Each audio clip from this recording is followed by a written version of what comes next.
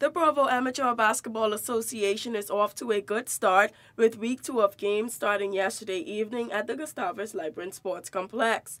In Game 1, it was a clash of the two Clement Howell High School teams, with the A team taking on the B team. Although representing one school, it was to each its own, and both teams were determined to beat the other.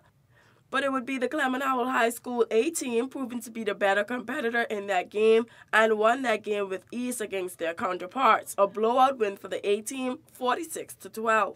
In Game 2, it would be the Maranatha High School Blizzards and the British West Indies Collegiate Spartans. The Spartans stepped up big in last year's tournament, showing that they were not to be overlooked. So much was expected of them in this year's tournament. It would be quite an interesting matchup between the Blizzards and the Spartans, and both teams would not disappoint. The Blizzards were off to a good start, while the Spartans had yet to find their rhythm, but when they did, a major difference could be seen in the game. It was a close game straight through to the last quarter when Maranatha stepped up their defense and took away with a 17-point lead for the win, final score 37-20. A big player for the Blizzards was Terese Smith, who racked up 26 points and 10 rebounds. Smith said his focus was on improving his playing from the last game.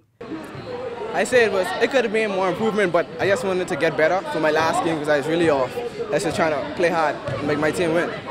A major contributor to the Blizzards' offense was Rodrigo Forbes. Forbes said he saw the need to step up his game after picking up a few fouls. It was good, but then in the first quarter, I picked up a lot of fouls, but then through the last quarter, it's going on good. Assistant coach of the Maranatha High School Blizzards, Keith Davis, said that the team is improving with each game.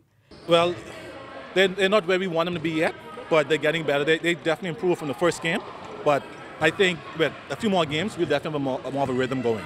Really let the guys realize mentally, there's no team in this league right now that can play with them. And if they can establish that mentally in their minds, that's the difference right there. It's just a mental thing. Physically, they're there. Everything is there, but it's really mentally for them to realize that, hey, they're the best out there. Head coach of the team, Keith Cox, said for the Blizzards, it's more than just playing the sport of basketball. Basically, what we have to do is continue to make our guys understand that they have to have their legs. They have to have the endurance. They have to always compete, never give up. And that's basically what we're trying to teach them also. And also sportsmanship. You know, we haven't dunk and, shy at someone to make them look bad or whatever the case may be, but we're trying to teach these young kids what it is and how far they can go. So in basketball is an outlet for them to make sure they're off the street. So as long as we can do this and keep them happy, I think we're going to be okay.